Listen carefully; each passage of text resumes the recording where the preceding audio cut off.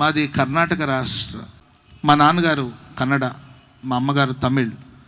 కన్నడ తమిళ్ ఫ్యామిలీలో పుట్టిన వ్యక్తి నేను.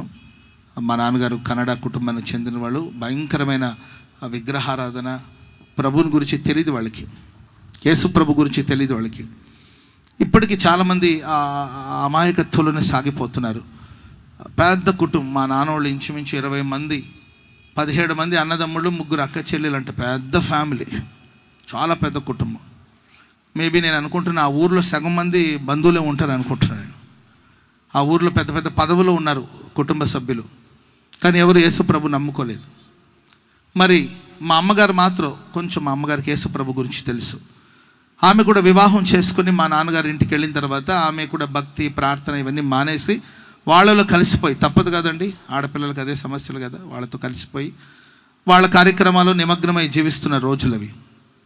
మరి అది ఎవరు చేసిన పాపమో తెలీదు, ఎవరు చేసిన శాపమో తెలియదండి. ఏ పాపం వల్ల ఇచ్చిన శాపమో తెలియదు కానండి. మా ఇంట్లో వరుసగా 6 సంతానంలో ఒకరి తర్వాత ఒకరు చనిపోతూ వస్తున్నారనమాట.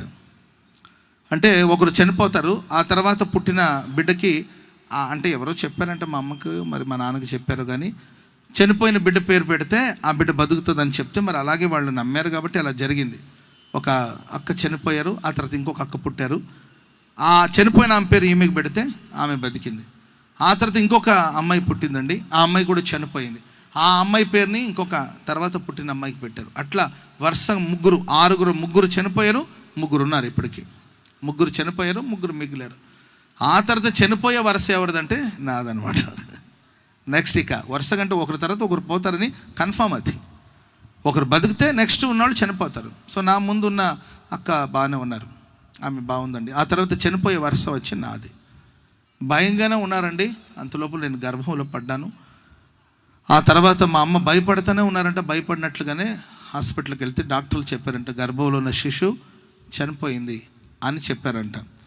అప్పుడు మా అమ్మ కన్నీళ్లతో, ఎవరు చేసిన పాపమో నా జీవితానికి ఎందుకు ఇలా శాపంగా మారుతుంది, వరుసగా ఇలా ఎందుకు జరుగుతుందని మా అమ్మగారు ఆ రోజు యేసు ప్రభు వైపు తిరిగి ఒక చిన్న ప్రార్థన చేస్తారు. అప్పటికే మా అమ్మ లోకంలో కలిసిపోయి కుటుంబం వివాహం చేసుకున్న తర్వాత భర్త అడుగుజాడలో నడుస్తూ ఆ ఆచారాలు, ఆ పద్ధతిలో ఉన్నారు మా అమ్మగారు.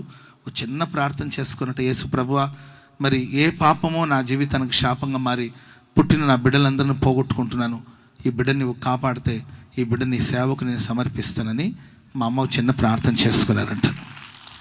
ఒక చిన్న ప్రార్థన చేసుకున్నారు. ప్రార్థన చేసుకున్న కొన్ని గంటలు, కొంత సమయం గడిచిన వెంటనే ఆల్రెడీ డాక్టర్లు, నాన్నగారు రైల్వేలో రైల్వేలో డ్రైవర్గా పనిచేస్తారు నాన్నగారు. సో మాకు railway school, railway hospital, railway quarters, మొత్తం రైల్వేలో ఉన్న వాళ్ళు తెలుసు, అదొక ప్రపంచం. సో కాబట్టి రైల్వే హాస్పిటల్లో ఉన్న డాక్టర్లు, ఫ్యామిలీ డాక్టర్స్ ఉంటారు, వాళ్ళు వచ్చి చూసి, అమ్మ బిడ్డ చనిపోయాడు, మరి వెంటనే మరి ఆపరేషన్ చేసి బిడ్డను బయటకు తీస్తే మంచిది, లేకపోతే తల్లి ప్రాణాన్ని కూడా ప్రమాదం అని చెప్పారంట.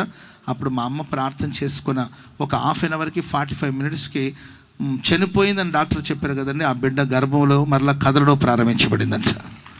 ఆమె ఆ తర్వాత నేను పుట్టాను.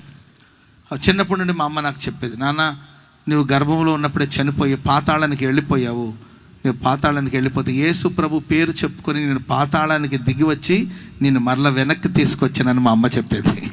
హల్లెలూయా, నువ్వు సేవ చేయాలరా అని మా అమ్మగారు ఎప్పుడు చెప్పేది. అంటే తెలీదు ఆవిడ కూడా, అంటే పెద్ద అంత దైవభక్తి ఏం కాదు, యేసు ప్రభుని గురించిన మిడిమిడి జ్ఞానం. నువ్వు దేవుని సేవ చేయాలనేది, కానీ ఎలా చేయాలి అవన్నీ ఆమెకు పెద్దగా తెలీదు. నన్ను ఒక చర్చికి తీసుకెళ్ళి మా అమ్మగారు బాప్తిజం ఇప్పించారు. మా ఫ్యామిలీ వాళ్ళందరూ కూడా మా నాన్న ఆచారాలు, మా నాన్నగారి పద్ధతులు, అంత ఫ్యామిలీ అంతా అలా ఉండేవాళ్ళు.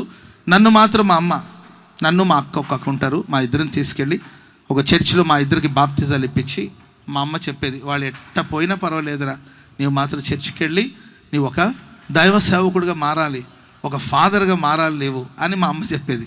చిన్నప్పుడు మాకేం తెలుస్తుందండి, నాకు చిన్న వయసులో తీసుకెళ్ళి అక్కడ ఆ చర్చిలో నాకు అబ్రహాం అని పేరు పెట్టారు.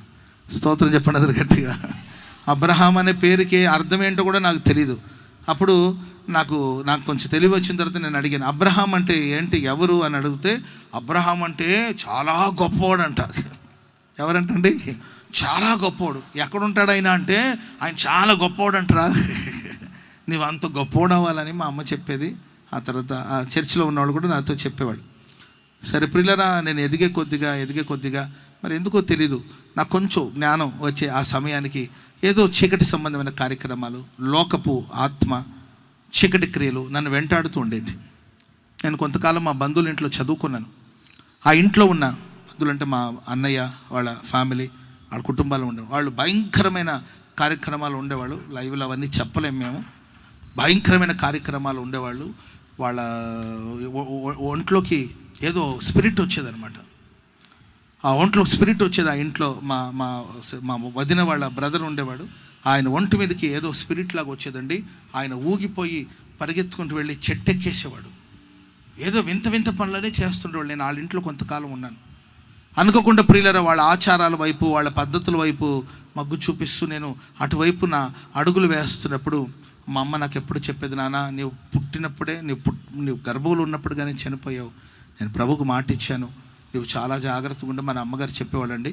నేను ఎదిగే కొద్దిగా చీకటి శక్తులు నన్ను ఆవరించడం, చీకటి శక్తులు నన్ను బలహీనపరచడం, నన్ను నేనే విమర్శించుకోవడం, నన్ను నేనే కృంగదీసుకోవడం, చావాలని అపేక్ష పుట్టడం, చావు కోసం వెతుకుతున్న రోజులు అవి. చావాలని ఎన్నో ప్రయత్నాలు చేసిన సందర్భాలు కూడా ఉన్నాయి. చాలాసార్లు చనిపోవాలని కారణాలే లేవు. ఏదైనా పెద్ద ఆర్థిక సమస్యలా, లేకపోతే ఇంకేదైనా సమస్యలా, ఏంటంటే చిన్న వయసు. ఇంకా నేను అప్పటికి ఇంకా 10th క్లాస్ కూడా రాలేదండి. 8th 9th చదువుతున్న సమయంలో ఏదో ఒకటి చేసుకుని చనిపోవాలని ఒక స్పిరిట్ నన్ను వేధిస్తూ ఉండేది, బలహీనపరుస్తున్న రోజులవి. అలాంటి సమయంలో ప్రేమైన వాళ్ళారా, నాకు పెద్దగా భక్తిలో లోతు తెలీదు. ఆ తర్వాత ఒక దైవ సేవకుని ద్వారా నాకు దేవుని గురించి పరిచయం అయింది. ఆ తర్వాత దైవజనులైన యేసన్న గారు నాకు పరిచయం అయ్యారు. స్తోత్రం చెప్పండి అందరు గట్టిగా. కర్ణాటకలో మా ఊరికి దైవజనులు యేసన్న గారు వచ్చారు.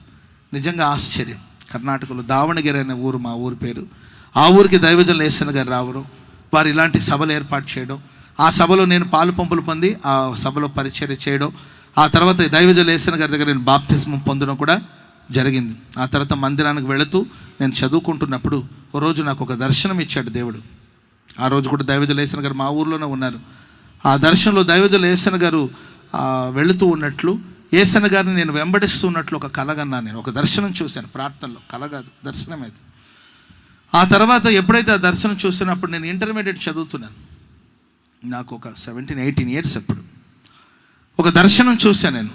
ఆ దర్శనం చూసిన వెంటనే మంచి చెడుకు వ్యత్యాసం కూడా తెలియని పరిస్థితులు అవి. ఆ దర్శనం చూసిన వెంటనే నాకు ఏం జరిగిందో తెలియదండి. ప్రార్థన చేసుకున్నాను, దైవజనుల దగ్గరికి వెళ్ళి మాట్లాడాను నేను.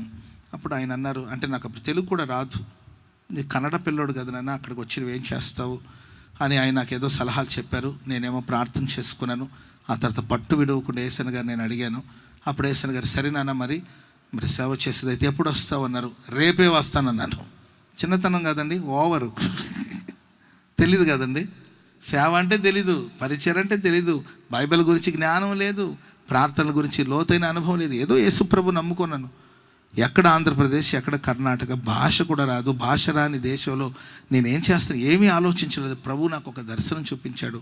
ఆ దర్శనానికి విధేయతను చూపించి నేను బయలుదేరానండి. కుటుంబంలో చాలా ఆటంకాలు వచ్చినాయి, ఎన్నో నచ్చ చెప్పారు. మా అమ్మ చెప్పింది, ఏరా నువ్వు సేవ చేయమన్నాను కానీ దేశాన్ని వదిలేసి, రాష్ట్రాలు వదిలేసి వెళ్ళిపోతావని అనుకోలేదురా బాబు, నీకు అంత సేవ చేయాలని ఆశగా ఉంటే చెప్పు, మన ఊర్లోనే ఒక చిన్న గుడి కడదాం, మన ఊర్లోనే ఒక చర్చ్ కడదాం, మన బంధువులందరూ కలిసి 70 మంది అవుతారు. ఎంతమంది అవుతారు? 70 మంది అవుతారు. ఆ కళ్ళు ముందు ఉంటావు కదా, ఎక్కడికో వెళ్ళిపోతానంట. లేదు లేదు, దేవుడు నాకు దర్శనం ఇచ్చాడు. నాకు అప్పుడు సరిగ్గా 18 సంవత్సరాల వయసు. ఆ వయసులో ప్రియులారా, దేవుని వాక్యాన్ని చేతపట్టుకుని, బైబిల్ని చేతపట్టుకుని నేను కర్ణాటక రాష్ట్రాన్ని, నా తల్లిదండ్రుల్ని, నా కుటుంబ సభ్యుల్ని, రక్త సంబంధికుల్ని, మా ఊరిని విడిచిపెట్టి ఒంటరిగా బయలుదేరాను. యేసన్న గారు చెప్పారు రమ్మని, బయలుదేరి వచ్చానండి. వస్తున్నప్పుడు మా ప్రాంతపు సరిహద్దులు దాటుతున్నప్పుడు నాకు పెద్దగా ఏడుపు వచ్చింది. అరే వెళ్ళిపోతున్నాను ఏంటి ఒంటరిగా, ఏం జరుగుతుంది నా లైఫ్లో? నిజంగా దేవుడు పిలిస్తేనే వెళుతున్నానా, లేకపోతే నా సొంత ఆత్మలో తీవ్రత గలవాడై నేను బయలుదేరుతున్నానా? నా భవిష్యత్తు ఏంటి, ఫ్యూచర్ ఏంటి, ఎడ్యుకేషన్ ఏంటి, చదువు ఏంటి, అన్నిట్లో వదిలేసి వెళ్ళిపోతున్నాను.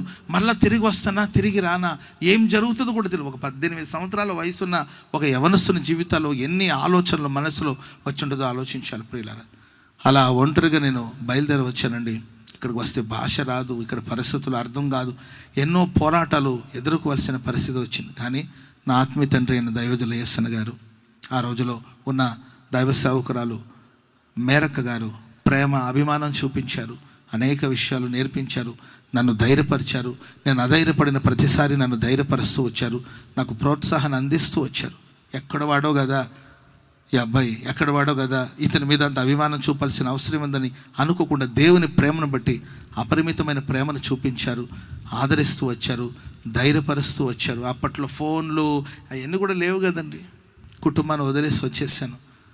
తర్వాత నా కుటుంబానికి వెళ్ళడం, ఇంటికి వెళ్ళడం కూడా లేదండి. పరిశుద్ధుల పాదాల దగ్గర ఉండి సేవ నేర్చుకోవడం ప్రారంభించాను. అలా ఆరంభించబడిన నా జీవితం ఒంటరిగా భీకర ధ్వని కలిగిన పాడైన ఎడారిలో యాకోబు ఏ విధంగా ప్రయాణం చేసుకుంటూ వచ్చాడో ఆ విధంగా ఎన్నో సమస్యలు, ఎత్తు పళ్ళాలు, పోరాటాలు అవన్నీ దాటుకుంటూ వచ్చాను. ప్రియులారా, దాదాపుకి ఇప్పటికి 24 సంవత్సరాలు ఆ రోజు ఒంటరిగా బయలుదేరి వచ్చిన నా జీవితాన్ని ఈరోజు మహిమకరంగా ప్రభు మార్చుచున్నాడు. మహిమకరంగా దేవుడు మార్చి ఉన్నాడు. హోసన్నా మినిస్ట్రీస్కి దేవుడు ఆశీర్వాదకరంగా మార్చి ఒక విలువైన పాత్రగా ప్రభు నన్ను వాడుకుంటున్నాడు. ప్రపంచాలు అనేక దేశాలకు దేవుడు తీసుకెళ్ళాడు. అనేక దేశాలకు వెళ్ళి నేను దేవుని సాక్ష్యాన్ని పంచుకుంటూ వచ్చాను. వేవేల సంఘానికి దేవుడు ఆశీర్వాదకరంగా ప్రభు మార్చాడు. లక్షలాది మంది ప్రజలకు దేవుని వాక్యాన్ని ప్రకటించే స్థితిని దేవుడు దయచేశాడు. ఉదయం రాత్రి ప్రతి ఉదయం ఎక్కడో ఒక చోట దేవుని మాటలు ప్రకటించడానికి దేవుడు ఆయన చేతిలో ఒక పనిముట్టుగా ప్రభు నన్ను వాడుకొని నన్ను బహుగా ఆశీర్వదించాడు. ఆమెను చెప్పండి అందరూ గట్టిగా.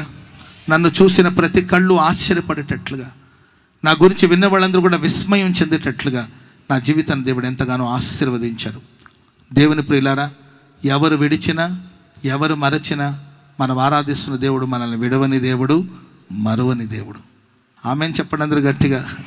నేను ఒకటే చెప్తానండి, యేసు ప్రభువుని నమ్ముకొనని ఒక కుటుంబం నా కుటుంబం. మా నాన్నగారేం నీతిమంతుడు కాదు, మా నాన్నగారేం పెద్ద భక్తుడేం కాదు. యేసు ప్రభు గురించి అస్సలు తెలియని కుటుంబం, భయంకరమైన శాపగ్రస్తువులో ఉన్న కుటుంబం నా కుటుంబం. ఇంకా చెప్పాలంటే మా నాన్నగారికి త్రాగుడు వ్యసనాలు కూడా ఉండేది. ఒక త్రాగుబోతు కొడుకు నేను. ఒక శాపగ్రస్తమైన కుటుంబంలో పుట్టిన వాడు నేను.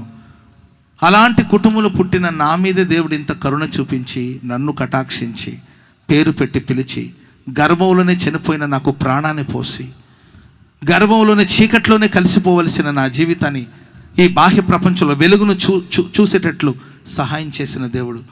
అంతేకాదండి, మరణించాలి చావాలనుకుంటున్న అపేక్షను చంపి, చనిపోవాలనే ఆశల్ని చంపి, బ్రతకాలని బ్రతుకు మీద ఆశను పుట్టించి, నిరాశ నిస్పృహలో నుండి దేవుడు నన్ను వెలుపలకు తీసుకొచ్చి, నేను ఎప్పుడు చెప్తుంటానండి, నేను యేసయ్యని ఏ రోజు వెతకలేదు. యేసు ప్రభుని వెతకాలి అని వాక్యం చెప్తుంది, కానీ నేను ఏ రోజు దేవుని వెతకాలి, దేవుని మందిరానికి వెళ్ళాలని ఏ రోజు ఆసక్తిని కనపరచలేదు. నేను యేసుని వెతకకపోయినా నా యేసయ్య నన్ను వెతుక్కుంటూ వచ్చాడు. నశించిపోతున్న నన్ను వెతుక్కుంటూ ప్రభు వచ్చాడు. తన రక్షణ సంతోషాన్ని దేవుడు నాకు ఇచ్చారు. తన ఆత్మ ప్రత్యక్షతను దేవుడు నాకు దయచేశారు. నిరాకరించబడి, తృణీకరించబడి, ధిక్కరించబడిన స్థితిలో ఉన్న నన్ను ఒక విలువైన పాత్రగా ప్రభు నన్ను మార్చుకొని ఈరోజు ఆశీర్వాదకరంగా నడిపిస్తున్నారు. నేను చెప్పే మాట ఏంటంటే, ఒక అన్యుని కుటుంబంలో, ఒక లోకంలో పాపంలో శాపంలో ఉన్న కుటుంబంలో పుట్టిన నన్నే ఎంతగా ఆశీర్వదిస్తే, ఈ రాత్రి ఈ మైదానంలో వాతావరణం ప్రతికూలంగా ఉన్నా కూడా పట్టించుకోకుండా మీరందరూ ఇక్కడ కూర్చొని ఉన్నారండి. ప్రియులారా, మిమ్మల్ని మీ కుటుంబాన్ని దేవుడు కనికరించకుండా ఉంటాడా? నిన్ను నీ కుటుంబాన్ని దేవుడు విడిచిపెడతాడా? దేవుడు నిన్ను మరిచిపోతాడా? ఆయన ఎన్నడూ తన ప్రజల్ని విడనాడడు, ఎడబాయడు.